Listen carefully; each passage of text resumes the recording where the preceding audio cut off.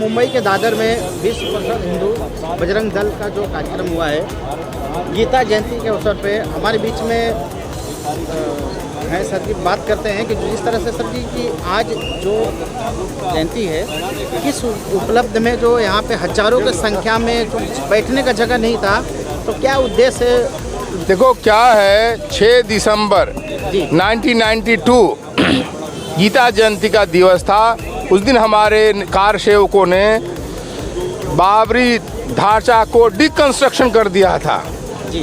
और उसी के मेमोरी में, उसी के स्मृति में प्रतिवर्ष हजारों की संख्या में, लाखों की संख्या में बजरंग दल के लोग, युवा कार्यकर्ता पूरे भारत में शौर्य दिवस का आयोजन करते थे और करते हैं आज भी। उसी उपलक्ष्य में 6 दिसंबर तो चला गीता जयंती के उपलक्ष्य में, क्योंकि यहाँ पर रविवार का कार्यक्रम होता है मुंबई में। यह शौर्य दिवस का कार्यक्रम मुंबई में आयोजन किया है। दूसरी बात सर कि जिस तरह से बजरंग दल पूरा भारत में हर जगह पे है और जो लक्ष्य है वो देखा जा रहा है, वो हो रहा है 50 से 60% इस समय लक्ष्य पूरा हो रहा है लोगों को में। और जो घुसपैठी का जो बात हो रहा है कि जो इसमें बांग्लादेश का जो हाल है, तो लोगों का ऐसा डर हो सकता है कि जिस तरह से बांग्लादेश, नेपाल और पाकिस्तान से लोग इंडिया में चले आते हैं, न वीजा न कोई वो रहता है, तो उसके लिए क्या सरकार कुछ करना चाहिए? सरकार को करना चाहिए कि जो हिंदू लोग आ रहे हैं उनको आने देना चाहिए, क्योंकि हमारे यहाँ CIA इसी के लिए लागू हुआ है जी। और बॉर्डर को इस तरह से सेफ करना चाहिए कि इन्फिल्ट्रेशन बांग्लादेशी, मुसलमान और रोहिंग्याओं का नहीं होना चाहिए। यही कदम उठाना चाहिए और हिंदुओं को सुरक्षा करने के लिए बांग्लादेश में अंतर्राष्ट्रीय स्तर पर सभी प्रकार के दबाव डालना चाहिए। यदि इसके बावजूद भी बांग्लादेश नहीं मानता है तो हमें और भी हथियार अपने उपयोग करना चाहिए, जिससे कि बांग्लादेश में हिंदुओं की सुरक्षा हो सके। इंडिया से अगर कहीं पाकिस्तान कोई जल्दी नहीं जा पाता है और दूसरे देश नहीं जा पाता है, इंडिया ऐसा देश है कि जो बांग्लादेश, पाकिस्तान, नेपाल के लोग यहाँ आके नौकरी कर रहे हैं, बिंदास घूम रहे हैं, और जो इंडिया के रहने वाले हैं वो बेरोजगार, क्योंकि जो है वो 10,000 नौकरी कर रहे हैं इंडिया वाले। इतनी महंगाई में 20,000 भी उनको लेना, तो इसके लिए गवर्नमेंट क्या करना चाहिए? तो गवर्नमेंट को यही चाहिए, सरकार को जितना जल्दी से जल्दी हो, इलीगल बांग्लादेशी बहुत देश में घुसे हुए हैं, उनको बाहर निकालना चाहिए। और इसमें समाज का, जुडिशरी का, मीडिया का, ब्यूरोक्रेसी का, सबको मिलजुल करके काम करना चाहिए। हमारे देश के लिए खतरा है, आंतरिक खतरा, इसलिए बांग्लादेश को निकालने का ही उपक्रम करना चाहिए। बांग्लादेशी अपने गांव जाएं, अपने बांग्लादेश जाएं, यही प्रयास करना चाहिए। सर जी, जो इंडिया के रहने वाले उनका जल्दी प्रूफ नहीं बनता है। अगर जो उत्तर प्रदेश है, महाराष्ट्र में जल्दी प्रूफ नहीं बनता है, परेशान होते हैं। जो बांग्लादेश, नेपाल और पाकिस्तान से आते हैं उनका इतना जल्दी प्रूफ कैसे बनता है? देखो क्या, नेपाल की समस्या नहीं है, नेपाल के लोग तो भारत में आ सकते हैं। पाकिस्तानी, बांग्लादेशी लोगों को मिलता है। इसका कारण क्या कि हमारे सिस्टम में करप्शन है, कुछ सॉरी करप्शन है, कुछ लोग भ्रष्टाचार में लिप्त हैं। वो लोग इन लोग को नकली fake identity card, ration card वगैरह बना देते हैं। ऐसे भ्रष्ट अधिकारियों को भी चिन्हित करके दंडित करना चाहिए। और इस समय जो बांग्लादेश का जो माहौल चल रहा है, तो ये लोगों में लग रहा है कि जिस तरह से नारा है हम एक हैं तो सेफ हैं, उसका उत्तर थोड़ा सा लोगों में अदर जात में घबराहट की, ये लोग बोल रहे हैं कि नहीं, कोई घबराहट नहीं है भाई। हम अपने आप में इकट्ठे हैं तो उनको किसी को डरना नहीं चाहिए भाई। हिंदू तो कभी किसी के साथ भेदभाव नहीं किया, दंगा फसाद नहीं किया। देखो, जहाँ वो अधिक है वहीं पर दंगा होता है, जहाँ हिंदू ज़्यादा है वहाँ दंगा नहीं होता। ये तो सीधे सीधे प्रूफ है कि जहाँ हिंदू ज़्यादा होता है वहाँ दंगा नहीं होता है। जहाँ वो ज़्यादा होते हैं वहीं से पलायन होता है, वहीं दंगा होता है। ये उनकी मानसिकता है। इसलिए हिंदू समाज को संगठित करके ऐसे मानसिकता को हर जगह में पराजित करना है। चलिए, और सर ये लास्ट क्वेश्चन पूछ रहे थे कि अभी जो आने वाला चुनाव या जो इस तरह से है, लोगों में हो सकता है कि 2029 में अलट पलट हो जाए, 2027 में अलट पलट हो जाए, तो क्या लग रहा है कि ये हिस्ट्री में, तो हमें तो नहीं लग रहा है। देखो, 2027 में कोई उलट पुलट नहीं होगा। 2027 में पुनः जीत होगी हिंदूवादियों की। 2029 में भी पुनः जीत होगी हिंदूवादियों, कोई उलट पुलट नहीं होगा। हमें हिंदू समाज को इसीलिए तो जगाना है, निरंतर काम करना है, बजरंग दल को ताकत बनाने की, गांव-गांव में घर घर में जाकर के हिंदू एकता संगठन की बात करें। अच्छा सर, एक सवाल करते हैं, कुछ लोग जो है जो उनको जब पता नहीं कि बजरंग दल का सेवा कार्य क्या है। देखो बजरंग दल बहुत सारा सेवा काम करता है। देखो बजरंग दल ब्लड डोनेशन का काम करता है ना, शिक्षा का भी, अंडर प्रिविलेज लोग हैं उन लोगों को पढ़ाने का भी काम करता है, फिजिकल ट्रेनिंग का भी काम करता है, गोरक्षा का काम करता है, घर वापसी का भी काम करता है, और जगह जगह डेस्टिट्यूट लोग हैं उनको सेवा, भोजन पानी का काम करता है। मुंबई में भी आप देखोगे रुग्णालय वगैरह हैं हमारे, वहाँ पर भी सेवा का काम बजरंग दल चलता है। इससे बजरंग दल सेवा का बहुत बड़ा काम है। बजरंग दल विश्व हिंदू परिषद का, जिसको कहते हैं इन्फेंट्री आर्म है ना। ये सर, अभी कहा जाता है कि हमारे भारत में लव जिहाद ज़्यादा सवाल उठते हैं, उससे क्या उद्देश्य है? देखो मुसलमानों को ट्रेनिंग है कि हिंदू लड़कियों को बहकाकर फुसला करके अपने जाल में फंसाना, और यह बहुत दुर्भाग्यपूर्ण है।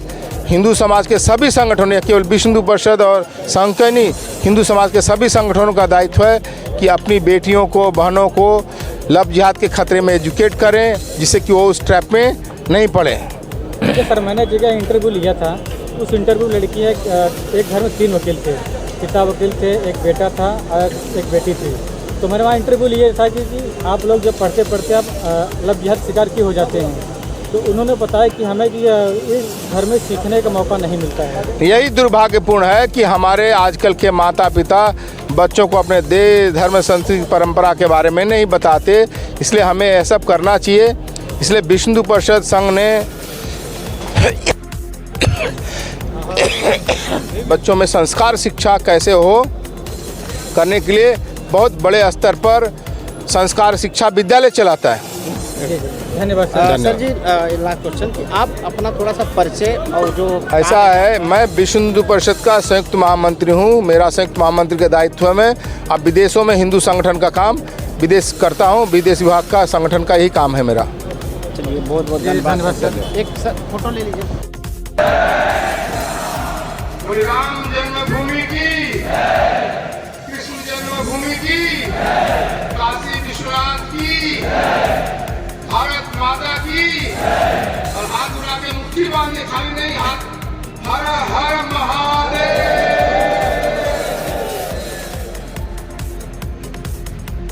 आज हम सब और आप बजरंगी लोग सौर्य संचलन के इस कार्यक्रम में, कोकण प्रांत के कार्यक्रम में सम्मिलित हुए हैं। केवल मैं यह बताने आया हूं कि यह बजरंग दल केवल आज सौर्य संचालन कर रहा है। आप सब किन प्रतापी पूर्वजों के वंशज हैं? हम उन प्रतापी पूर्वजों के वंशज हैं। दुनिया में हमारे जैसा कोई लड़ने वाला नहीं है। आप जानते हैं, इतिहास पढ़ा होगा आप लोगों ने किताबों में, दक्षिण अमेरिका में मय सभ्यता हुआ करती थी, इंका सभ्यता हुआ करती थी, एज़टेक सभ्यता हुआ करती थी। वहां पर एक स्पेन के लोग, पुर्तगाल के लोग गए, 100 साल में ही सारे महाद्वीप को उन्होंने ईसाई बना दिया।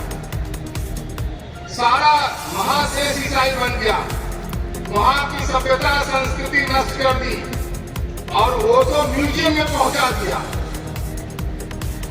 इतना ईसाईयत गाढ़ा हो गया कि आज जो पोप है वहीं का है, आज का जो पोप है वहां का है। जब अफ्रीका के अंदर ईसाईयत गया तो आप जानते हैं मिस्री बड़ी सभ्यता थी ना, मिस्री सभ्यता, मिस्री सभ्यता को भी उन्होंने नष्ट कर दिया। और बाइबल को लेकर जाने वाले ईसाइयों ने भोले वाले अफ्रीकन लोगों को कहा, प्रे आई क्लोज, आंख बंद करके प्रार्थना करो, आंख बंद के प्रार्थना करो। फिर बोला आंख खोलो, तो खोला। तो जोमो कोनियाके ने कहा, क्रिश्चियन के, उन्होंने कहा हमें आंख बंद के प्रार्थना करो, और उस प्रार्थना में हमें बाइबल पकड़ा दिया। और जब आंख खोला तो उनका बाइबल हमारे हाथ में और हमारा जमीन उनके हाथ में चला गया। ये ये झूठ और मक्कार ऐसे लोग हैं। वहां पर भी उन लोगों ने, ईसाइयत लोगों ने उनकी सभ्यता संस्कृति को नष्ट कर दिया। सबसे ज्यादा ईसाइयत वहां है। यूरोप में आप सब जानते हैं कि पहले ग्रीक की सभ्यता हुआ करती थी, रोमन की सभ्यता हुआ करती थी, बड़ी बड़ी, ये सब यूरोप ईसाई नहीं हुआ करता था। जब ईसाइयत वहां उदय हुआ तो ग्रीक की सभ्यता भी नष्ट हो गई, रोमन की सभ्यता भी नष्ट हो गई, और वो लोग सभी म्यूजियम में पहुंच गए। उनके देवी देवता पूरे याद नहीं करता। इसको पश्चिम एशिया बोलते हैं, मिडिल ईस्ट, गल्फ कंट्री। वहां लोग इस्लाम के मानने वाले नहीं थे। वहां पर कौन थे? बेबीलोनिया की सभ्यता थी, मेसोपोटामिया की सभ्यता थी, सीरिया की सभ्यता थी, जिसको असीरियन सिविलाइजेशन कहते हैं, बेबीलोनियन सिविलाइजेशन कहते हैं, मेसोपोटामियन सिविलाइजेशन कहते हैं। जब इस्लाम का उदय हुआ तो ये सब भी बड़ी बड़ी सभ्यता संस्कृति नष्ट हो गई और म्यूजियम में पहुंच गई। केवल म्यूजियम में नहीं पहुंची, ये तो म्यूजियम में भी उनको लूट कर बर्बाद कर दिया गया। लेकिन ध्यान दो, ये सभी लोग 2003 से 326 BC, 226 BC से भारत पर लगातार आक्रमण करते रहे। हमारे पुरुषार्थी शौर्यवान पूर्वजों ने सबको समय समय पर पराजित किया है। हम वैसे पूर्वजों के वंशज हैं।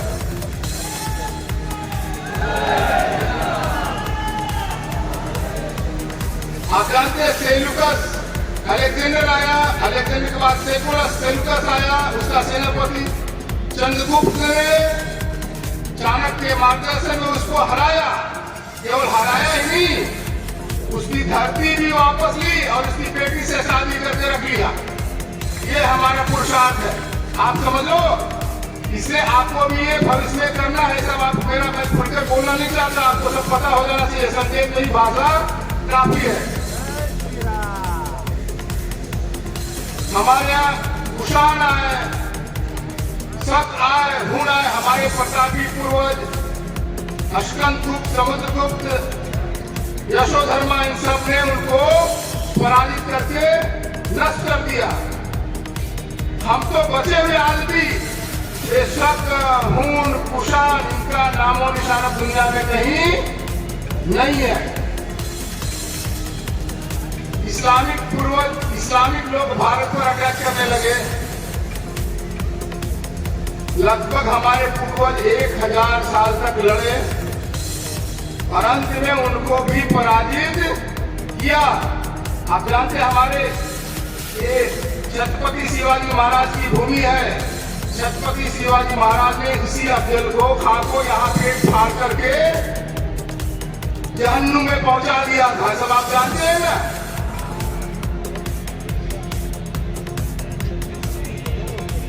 बाजीराव पेशवा ने भगवा ध्वज अटक से कटक तक फहरा दिया था। उनकी एक भूमि है।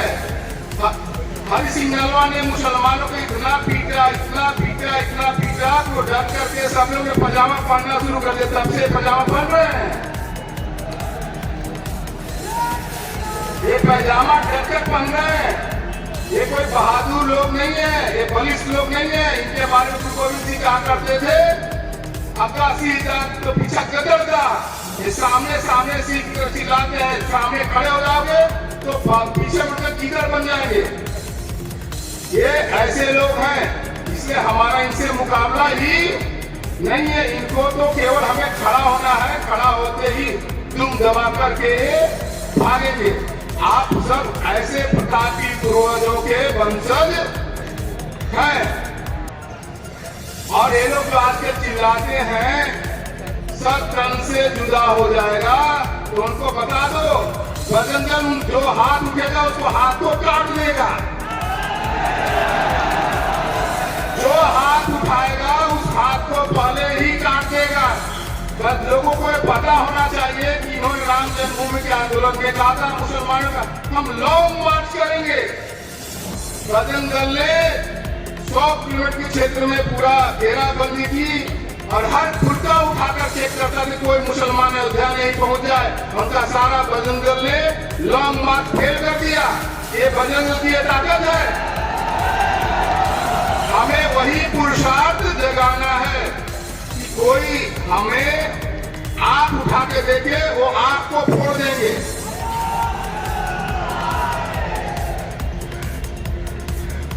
बजरंग दल की वो ताकत है। अभी तो काफी दिन से बजरंग दल शांत हो गया है। उनको बता दो कि इतनी पिटाई करेंगे, इतनी पिटाई करेंगे, इतनी पिटाई करेंगे कि फिर वर्षों तक तुम्हें याद दिखाई देगा। उनको अभी बहुत दिनों से महाराष्ट्र में अच्छी पिटाई नहीं हुई, इसलिए बहुत ज्यादा उछल कूद कर रहे हैं।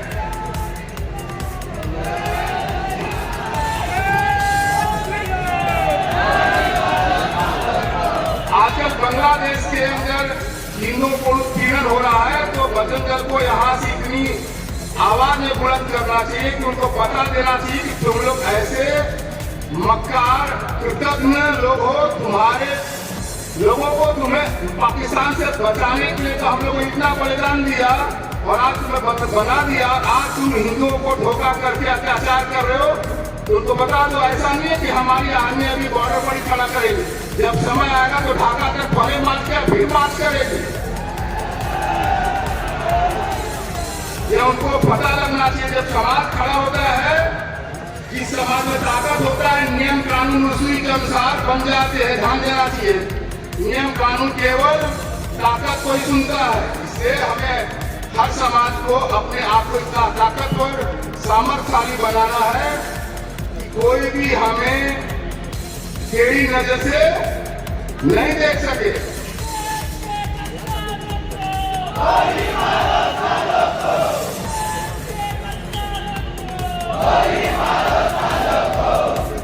देखो भाई, इनको गद्दार मत कहो, गद्दार लोग नहीं है। गद्दार कौन होता है? जो अपना होता है वही गद्दार होता है। इसलिए गद्दार नहीं है, हमारे शत्रु हैं। ये दिमाग में निकाल, पहली से अच्छी तरीके से बैठा लो। ये गद्दार नहीं है, गद्दार अपना आदमी होता है जो धोखा देता है। ये हमारे अपने कभी नहीं हुए हैं, ये हमारे अपने कभी नहीं हुए हैं। ये हमें निश्चित रूप से मानना चाहिए। हमारे शत्रु हैं, इनको शत्रु की तरह से व्यवहार करना चाहिए। हम लोगों ने अपना शत्रु बोध छोड़ दिया है। हम लोगों ने मित्रता का मामला, हम क्यों हारे? मुसलमानों से, इस्लामिक आक्रमणकारियों से हम क्यों हारे? इसलिए भी तो बहुत ताकतवर थे। केवल हम इसलिए हारे कि हमने उनके साथ धोखाधड़ी का व्यवहार जैसा हो करते थे हमने नहीं किया।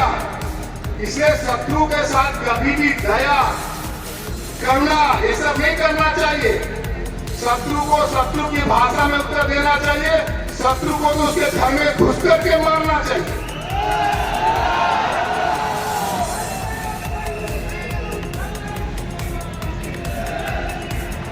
हमारे बप्पा रावल जी नागभट्ट ने यही किया ना, अपनी आर्मी लेकर के बसरा, इराक, बगदाद तक अटैक किया। जब उन्होंने वहां तक पिटाई की, 300 साल तक मुसलमान भारत में नहीं आए। ललितादित्य मुखपीड़ तातारों को लेकर 30 दिन तक पिटाई किया था। हम वैसे प्रतापी पूर्वजों के वंशज हैं, ये हमें याद रखना चाहिए। मेरा और एक निवेदन है कि आज के समस्या क्या है कि आप जो नौजवान लोग हैं, हमारे देश के अंदर नौजवानों को भटकाने के लिए बहुत सारे षड्यंत्र चल रहे हैं। अभी देख रहे हो क्या हो रहा है? एक खालिस्तानी एंटी नेशनल दिल ल्यूमिनाटी करके दलजीत दोसांझ दुनिया भर फड़वा डांस किए घूम रहा है और हमारे लाखों नौजवान भड़वे की तरह उसके पीछे डांस के दीवाने हो रहे हैं। ये हमारा कभी आदर्श नहीं हो सकता है। मैं इसलिए बता रहा हूं, देश कैसे आगे बढ़ता है? नौजवानों के बलिदान से बढ़ता है। यह देश किसके कारण से है? भगत सिंह, चंद्रशेखर आजाद, राम प्रसाद बिस्मिल, सावरकर, ऐसे हजारों क्रांतिकारियों ने बलिदान दिया। उसके कारण से हम देश स्वतंत्र हुए हैं। ये एयर कंडीशन अल्मोड़ा जैसे जेल में रहने वाले नेहरू के कारण नहीं, ये उसका नपुंसक पप्पू बोलता हम सावरकर नहीं है। उसका पप्पू बोलता हम सावरकर नहीं है ना, तू सावरकर कभी हो ही नहीं सकता। सावरकर के बनने के लिए खून में शुद्धता चाहिए, तुम तो शुद्ध खून के हो ही नहीं। तुम्हारे पता नहीं बाप दादा कौन है क्या है, मैं बोलना नहीं चाहता है सब, ये तुम सावरकर हो नहीं सकते। ऐसे लोगों को सावरकर नाम लेना उच्चारण करना ही नहीं चाहिए। जिनके बाप दादा ये कंडीशन जेलों में रहते थे, कभी ध्यान दो, कभी नेहरू गांधी खाना का कोई आदमी मानने जेल नहीं गया, कोई अंडमान जेल नहीं गया। तिलक अंडमान गए, नेताजी गए,